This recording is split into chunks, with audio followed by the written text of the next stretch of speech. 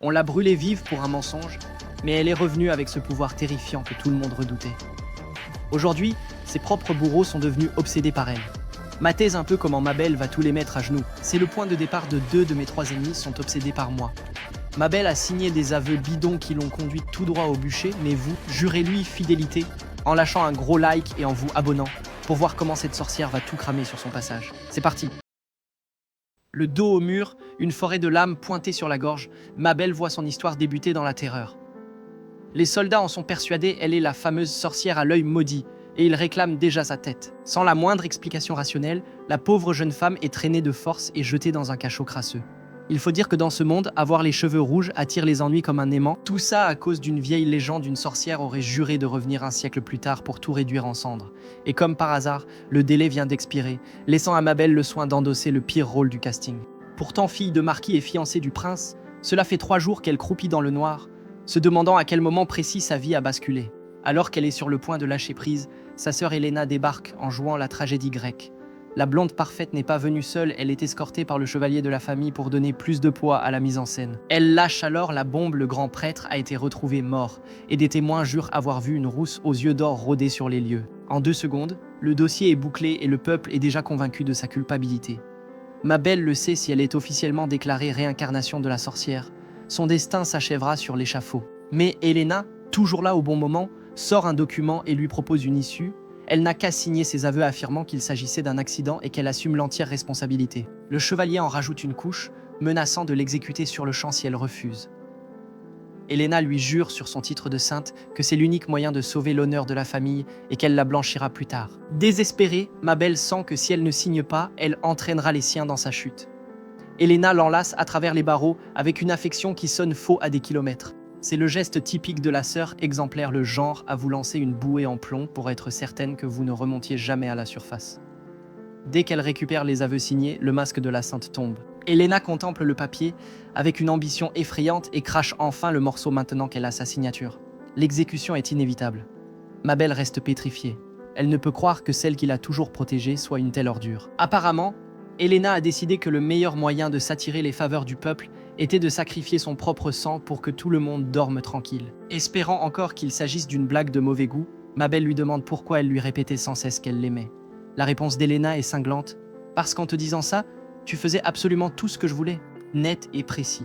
Il semblerait que la blonde convoitait le trône et n'avait aucune intention de laisser sa ratée de sœur s'y installer la première. Les autres princes étant déjà 6 pieds sous terre, son fiancé Raoul est devenu l'unique héritier, et Helena se voit déjà régner sur le château. Elle quitte la cellule sans un regard en arrière, suivi de Ricardo, un garde du corps doté du charisme d'une plante verte. Mabel hurle derrière les barreaux, suppliant Ricardo de l'écouter, mais l'homme s'éloigne comme s'il ne l'avait jamais vu de sa vie. Ce n'est qu'à cet instant qu'elle comprend que son amour fraternel n'a servi qu'à préparer le bois de son propre bûcher. Le jour du spectacle arrive, Mabel se retrouve ligotée à un poteau au beau milieu de la place publique. Et celui chargé d'allumer le feu n'est autre que Raoul Magnolia, son propre fiancé. On le surnomme l'exécuteur des enfers, et on comprend vite que ce n'est pas juste pour la frime. Il l'observe avec une indifférence plus cuisante que les flammes, comme s'il sortait les poubelles un lundi matin. Raoul ne perd pas une miette de l'instant, il profite de l'événement pour pavaner devant tout le royaume dans son plus bel uniforme, pendant que sa future femme se transforme lentement en cendres. Raoul jette la torche et la foule exulte comme si on venait de marquer le but de la victoire à la dernière minute. En pleine agonie, Mabel est consumée par une rancœur bien plus brûlante que l'incendie. Elle aurait voulu être une vraie sorcière, utiliser le pouvoir de cet œil maudit pour les rayer de la carte avant qu'il ne cesse d'applaudir. Et juste au moment où tout s'éteint, un sablier surgit de nulle part et le temps vole en éclats. Mabel rouvre les yeux sous une capuche, le regard brillant d'un éclat doré qui promet de récupérer chaque dette avec les intérêts. La victime n'est plus, place à la véritable sorcière. Plongée dans les ténèbres, Mabel fait face à une femme mystérieuse qui semble en savoir bien plus qu'elle ne veut l'admettre. Sans un mot, l'inconnu dépose un baiser sur son front, comme pour lui transférer un pouvoir ancestral directement dans l'esprit. Ses yeux la brûlent et son regard change instantanément, c'est le signe qu'elle porte désormais un don capable de bien plus que de simple destruction. Avant même de pouvoir comprendre ce qui lui arrive, elle se redresse d'un bond dans son lit, trempée de sueur, tandis que le souvenir des flammes lui consume encore la peau. Elle est totalement perdue. Il y a un instant, elle n'était que cendre, et la voilà qui se réveille en pyjama dans sa chambre. Kate, la seule domestique du manoir qui ne soit pas une peste, entre pour lui annoncer qu'il est temps de commencer la journée. En entendant le programme, Mabel se décompose, elle doit se rendre au château de Raoul pour célébrer sa promotion. C'est là qu'elle réalise qu'elle a remonté le temps de 2 ans. C'est la chance de sa vie pour éviter de finir grillé sur la place publique. À cette époque, Raoul n'était que le troisième prince, un paria illégitime avec qui on l'avait fiancé, car personne ne misait un sou sur lui. Ce que personne n'avait vu venir, c'est que la peste allait donner un sacré coup de pouce à sa carrière politique en liquidant tous ses frères aînés en à peine 7 jours, lui laissant le trône sur un plateau d'argent sans qu'il ait eu à lever le petit doigt. Mabel enfile sa plus belle robe pour faire bonne figure, tentant d'assimiler qu'elle est revenue pile au moment où tout a commencé à basculer. Elle avance dans le couloir en luttant pour ne pas s'effondrer quand elle tombe nez à nez avec sa sœur, Elena. Mabel se fige devant cette blonde dont la douceur est plus fausse qu'un billet de Monopoly, une femme qui n'hésiterait pas à l'envoyer à l'échafaud pour grappiller la moindre miette de pouvoir. Elena l'interpelle avec une désinvolture totale mais intérieurement. Mabel revit la seconde exacte de sa propre mort. Pendant le dîner, l'ambiance devient si pesante que personne n'ose plus mâcher. Le père de Mabel, avec la subtilité d'un coup de massue, lui balance qu'elle est la honte de la famille parce qu'elle n'a pas une once de magie. Profitant de l'humeur exécrable du vieux, Elena lance son hameçon avec son plus beau visage d'ange. Elle propose d'envoyer un présent à la fille d'une comtesse et suggère que Mabel s'occupe de la broderie. C'est le même refrain, la rousse doit se bousiller les doigts à coudre pour que la blonde s'attribue ensuite tout le mérite avec des talents qu'elle n'a pas. Dans sa vie passée, Mabel aurait accepté d'être la petite main de sa sœur, mais aujourd'hui, les règles ont changé. Au moment où Elena joint les mains pour lui demander ce service, Mabel lui lâche un non si sec que toute la salle en reste muette. Un silence de mort envahit la salle à manger. Son père manque de s'étouffer et se lève d'un bond, n'en revenant pas que sa fille ratée ose l'ouvrir devant le joyau de la famille. Mabel ne scie même pas sous les hurlements du patriarche. D'un calme olympien, elle retourne l'argument: si le lien avec cette famille noble est si vital, il est logique que le cadeau soit confectionné par la personne la plus douée de la maison, c'est-à-dire Elena. Prise au piège de son propre rôle de fille parfaite, la blonde n'a d'autre choix que d'accepter la tâche pour ne pas passer pour une menteuse. Premier round pour Mabel, mais pas le temps de fêter ça. Il faut maintenant s'attaquer au vrai problème, le prince Raoul. L'homme qui, dans le futur, l'a envoyé à l'exécution sans sourciller. Un type avec l'empathie d'une brique et une réputation de monstre. Le simple fait de repenser à son visage lui donne la nausée. Mais elle sait qu'elle doit avancer ses pions avant qu'il ne prépare la guillotine.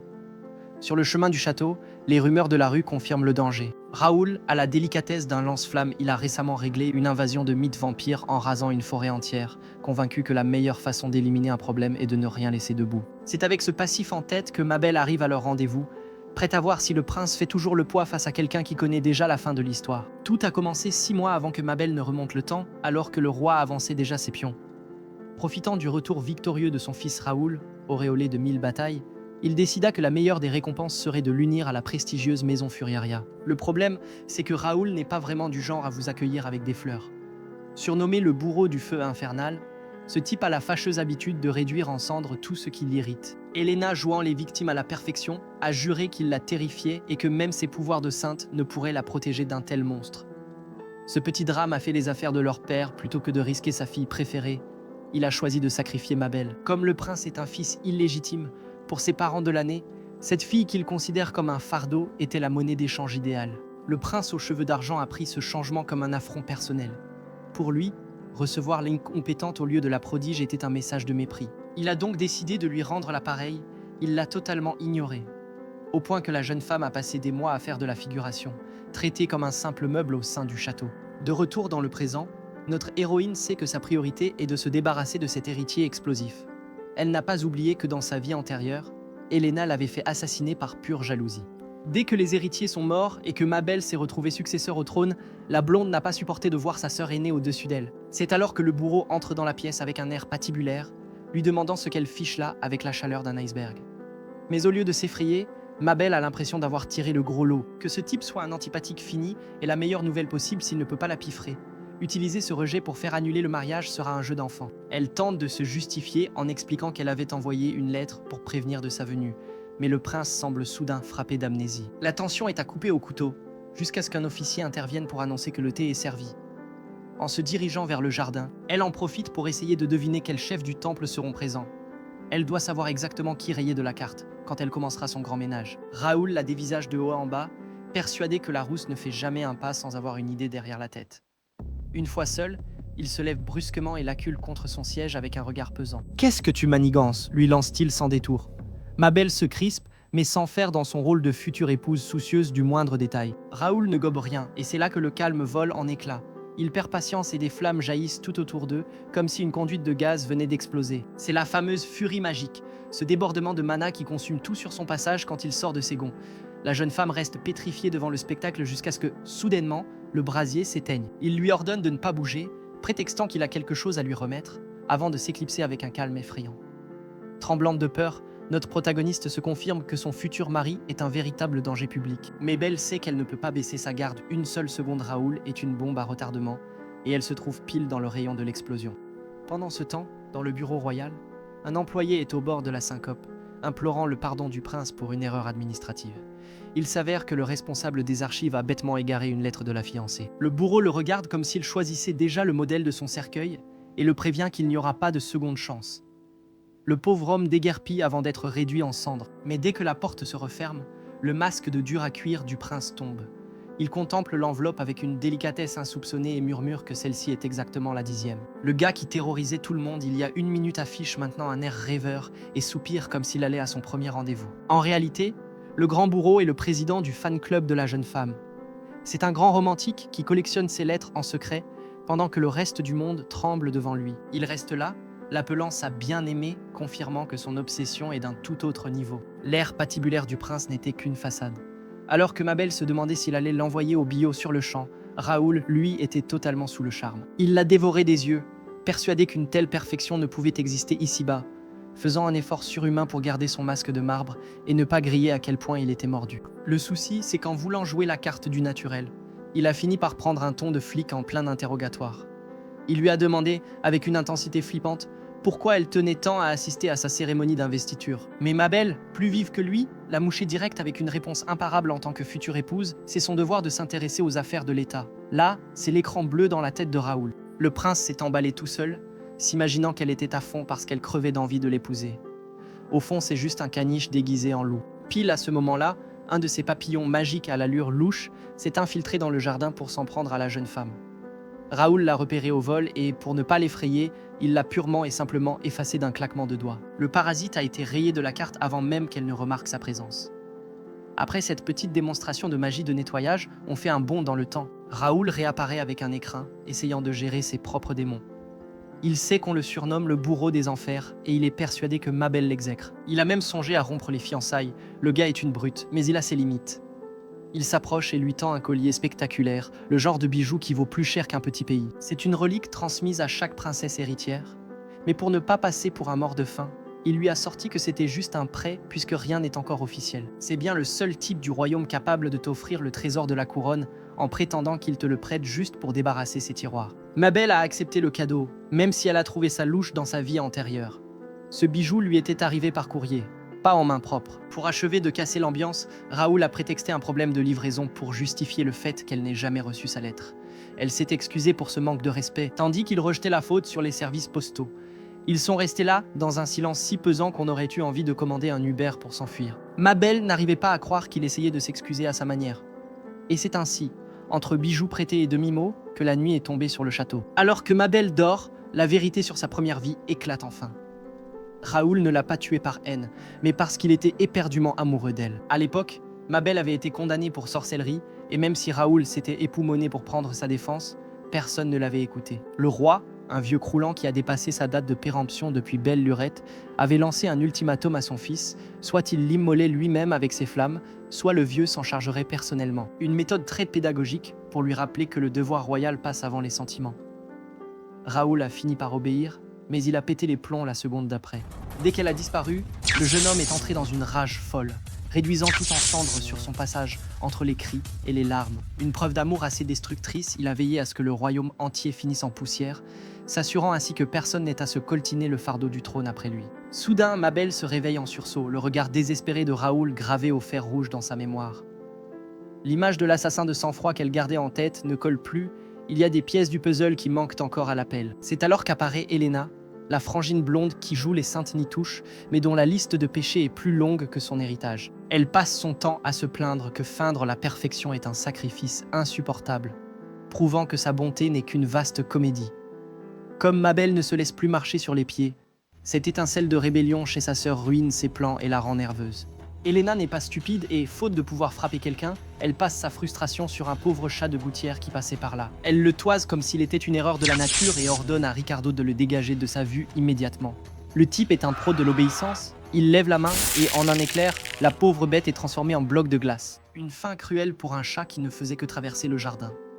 En voyant ça depuis sa fenêtre, Mabel a le cœur au bord des lèvres.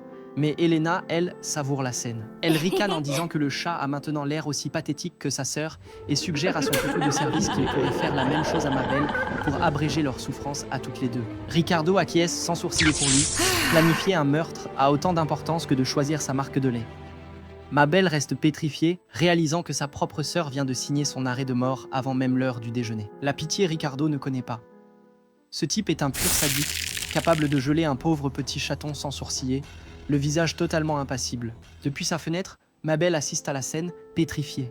Elle se précipite dehors pour tenter d'intervenir, mais s'arrête net en plein élan, le doute l'assaillant. Elle garde en mémoire un Ricardo bien différent. Enfant, il était certes réservé et peu expressif, mais il n'avait rien d'un monstre. Elle revoit encore le jour où il avait trouvé un oisillon tombé du nid. Au lieu de l'achever, Ricardo avait grimpé à l'arbre en silence pour le remettre en sécurité. Si vous pensiez qu'il avait encore un cœur, vous pouvez oublier, ce souvenir appartient à un passé révolu. Le petit garçon qui sauvait les oiseaux est mort et enterré depuis bien longtemps. Pendant ce temps, dans un coin du palais, les domestiques s'en donnent à cœur joie. Elles disent que Ricardo est un vrai fantôme, un tueur de sang-froid. Et ce n'est pas seulement à cause de sa magie de glace, c'est surtout qu'il vous raye de la carte sans ciller. Le gars est un véritable rouleau compresseur. C'est alors qu'apparaît Elena, la blonde à tête d'ange qui joue les saintes avec tout le personnel. Elle distribue quelques sourires de façade et les servantes tombent dans le panneau, la trouvant adorable, sans se douter qu'elle les méprise profondément. Elena savoure visiblement le fait de manipuler des gens qui n'ont aucune idée de sa vraie nature. Les domestiques ne comprennent pas pourquoi la princesse tient tant à un type aussi louche, mais la raison est simple pour une manipulatrice comme elle. Avoir un chien de garde qui soit une arme de destruction massive est un luxe absolu. Heureusement pour Mabel, les drames familiaux attendront les envoyés du palais sont là pour l'essayage de sa robe.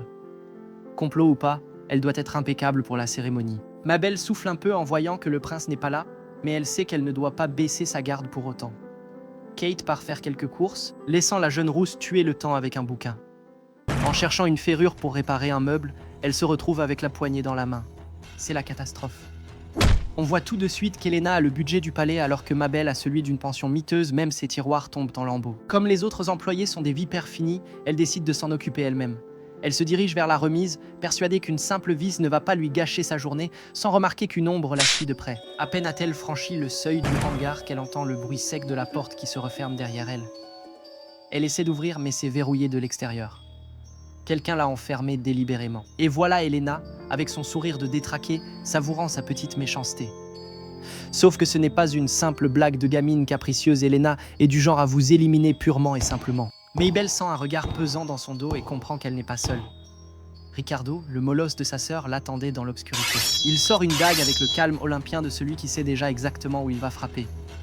Il n'est clairement pas venu pour l'aider à bricoler, mais bien pour terminer la sale besogne de sa maîtresse. Mabel a compris le message, la machine pour l'effacer du tableau est lancée, et elle n'a plus aucun endroit où se terrer. Ricardo se tient là, au milieu de la remise, une dague à la main qui luit sous la faible lumière. La pauvre se voit déjà entre quatre planches, persuadée que le type ne va pas hésiter une seconde à la liquider. Pendant ce temps au manoir, c'est le branle-bas de combat chez les domestiques. La protagoniste est introuvable pour l'essayage de sa robe. Elena, la soi-disant sainte petite sœur, joue la comédie de l'inquiétude à la perfection, en suggérant, l'air de rien, qu'elle s'est peut-être retrouvée coincée quelque part. Elle a un sacré flair pour les devinettes, celle-là. La blonde sort dans le jardin avec un sourire de méchante de film qui lui barre tout le visage. Utiliser Ricardo pour se débarrasser de sa sœur, c'est presque trop facile, mais ça ne gâche en rien son plaisir. Elle savoure d'avance la tête que fera le prince Raoul quand il se fera poser un lapin. Une vraie ordure dans toute sa splendeur. Elle se paie même le luxe de s'imaginer en train de lui piquer sa robe. Elena essaie de joindre son homme de main pour savoir où il en est, mais Ricardo reste aux abonnés absents. Retour à la remise, où la rousse ferme les yeux, attendant le coup de grâce. Mais au lieu de sentir la lame, elle entend le gars lui dire de ne plus bouger, sinon elle va s'en mêler les cheveux. En fait, la dague ne servait qu'à dégager une toile d'araignée qui traînait dans le passage. Un tueur avec des standards de propreté très élevés apparemment. Mabel ne sait plus s'il se fout de sa gueule ou s'il est sérieux. Ricardo jure ses grands dieux qu'on l'a juste payé pour ranger l'endroit, mais elle le trouve toujours aussi indéchiffrable. Finalement, il la plante dans les yeux et lui retourne la question: qu'est-ce qu'elle fiche, elle, dans un trou pareil? Quel troll de génie! On est passé d'un enterrement garanti à un tuto-ménage de l'extrême. Si le tueur à gages utilise sa dague pour faire la poussière, vous, utilisez votre doigt pour faire sauter le rouge du bouton s'abonner. Dites-moi en commentaire quel prochain manhwa vous voulez que je vous raconte ici. Allez, à plus! Les cracks